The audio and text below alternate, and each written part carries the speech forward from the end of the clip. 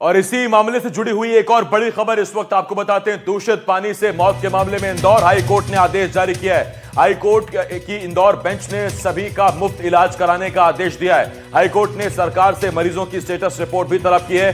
2 जनवरी को प्रदेश सरकार को यह रिपोर्ट पेश करनी होगी। यानी 3 दिन है सरकार के पास। एक आज का दिन आप इसे मान के चल निकल ही गया, 1 और 2 दिन का वक्त है। रितेश इंसानी ने जनहित याचिका दायर की थी और उसी जनहित याचिका पर हाईकोर्ट की इंदौर बेंच ने यह आदेश जारी किया। हाईकोर्ट ने आदेश दिया कि सभी बीमारों का मुफ्त इलाज कराया जाएगा, वो चाहे सरकारी अस्पताल में हो, वो चाहे प्राइवेट अस्पतालों में हो, किसी नर्सिंग होम में हो। हाईकोर्ट ने सरकार से मरीजों की स्टेटस रिपोर्ट भी मांगी है। 2 दिनों का वक्त दिया है। 2 जनवरी को प्रदेश सरकार को इस बारे में रिपोर्ट हाईकोर्ट में पेश करनी होगी।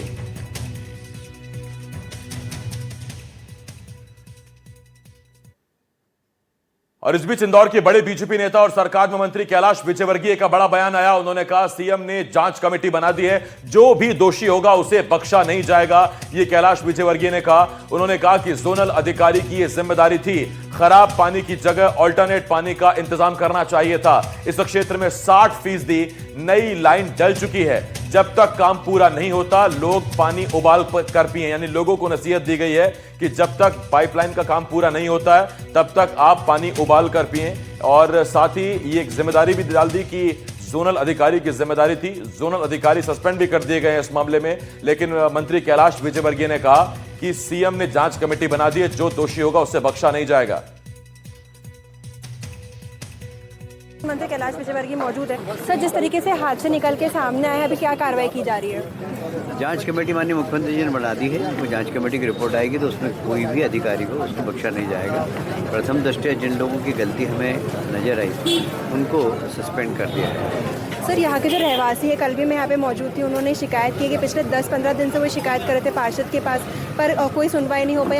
अंजाम ये हुआ कि कई सारे जो मरीज़ हैं अब अस्पताल में, कई लोगों की मौत भी हो गई है। देखिए, ये काम जोनल अधिकारी का था। हर यहाँ पर क्योंकि जोन में जोनल अधिकारी है, सब इंजीनियर है, वाटर डिस्ट्रीब्यूशन का इंजीनियर है। इनकी जवाबदारी थी कि अगर गंदा पानी आ रहा है तो यहाँ पर अल्टरनेट पानी की व्यवस्था करना थी और अनाउंसमेंट करवाना था कि इस पानी को पीने के लिए उपयोग नहीं करें, पीने के लिए अलग से टैंकर की व्यवस्था करना थी। ये उन्होंने गलती करी है और इसीलिए इनको प्रथम दृष्टया हमने इनको सस्पेंड किया है। और एक जांच कमेटी जो मुख्यमंत्री जी ने बनाई है, उस जांच कमेटी की रिपोर्ट आने के बाद हम इसमें सख्त एक्शन लेंगे, क्योंकि ये बहुत ही इंदौर को कलंकित करने वाली घटना है।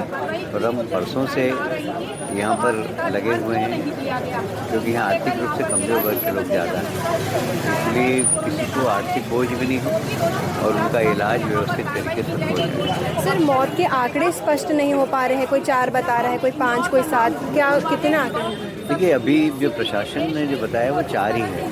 बाकी कुछ नेचुरल डेथ भी हुई है, वो भी इससे जोड़ने की कोशिश की जा रही है। तो हम देख लेंगे, वो तो प्रशासन के लोग जांच कर लेंगे कि डेथ कैसे हुई है।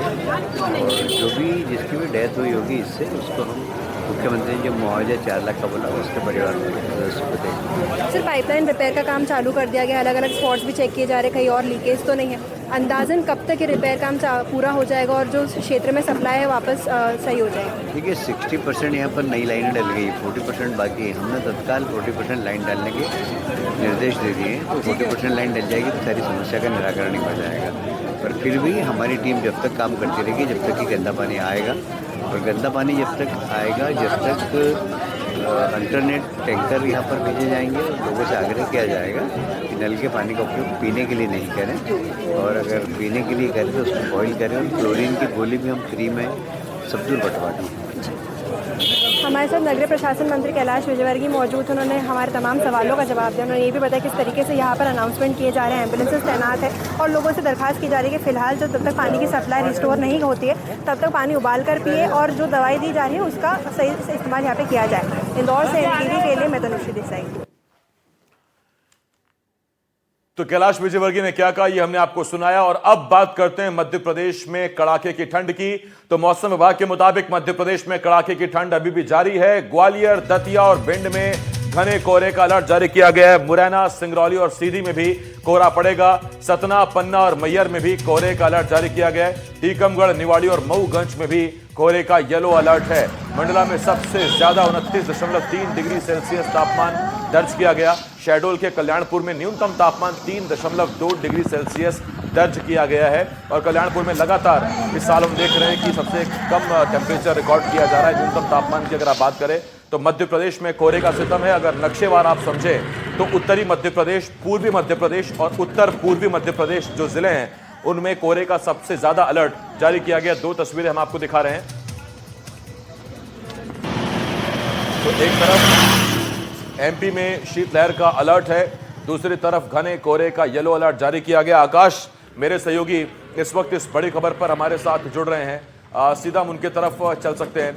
आकाश, पहला सवाल मेरा आपसे यही है, जो मौसम विभाग ने बताया है उत्तर से लेके पूर्व मध्य प्रदेश और उत्तर पूर्वी जिले भी पूरे कोहरे की चपेट में, आकाश नहीं देख पा रहे हैं लोग, इतना कोहरा। बिल्कुल, ग्वालियर चंबल अंचल की बात करें तो यहाँ विजिबिलिटी कई बार 0 तक पहुंच जा रही है। यह हाल खजुराहो और गुना के इलाकों में भी है।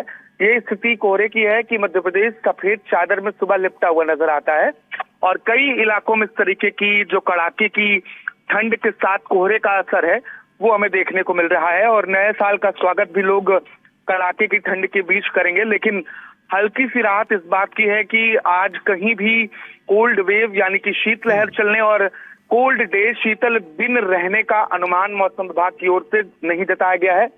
लेकिन जो अन्य राज्यों में बर्फबारी हो रही है उसका असर जरूर मध्य प्रदेश में लगातार देखने को मिल रहा है। यही वजह है कि हम मौसम में परिवर्तन देख रहे हैं और ठंड का जो एहसास है वो बहुत अधिक हो रहा है। पिछले कुछ दिनों से शहडोल का कल्याणपुर सबसे कम न्यूनतम तापमान वाला क्षेत्र बना हुआ है। पहले ये स्थिति अमूमन हम नौगांव में देखते थे जो छतरपुर के पास स्थित है, या फिर पचमढ़ी के इलाकों में देखते थे जो मध्य प्रदेश का एकमात्र हिल स्टेशन है। लेकिन इस बार हवाओं का रुख ऐसा है कि कल्याणपुर लगातार सबसे ठंडा शहर मध्य प्रदेश का बना हुआ है। यहाँ कई बार तापमान 1 से 2 डिग्री के आसपास भी पहुंच रहा है।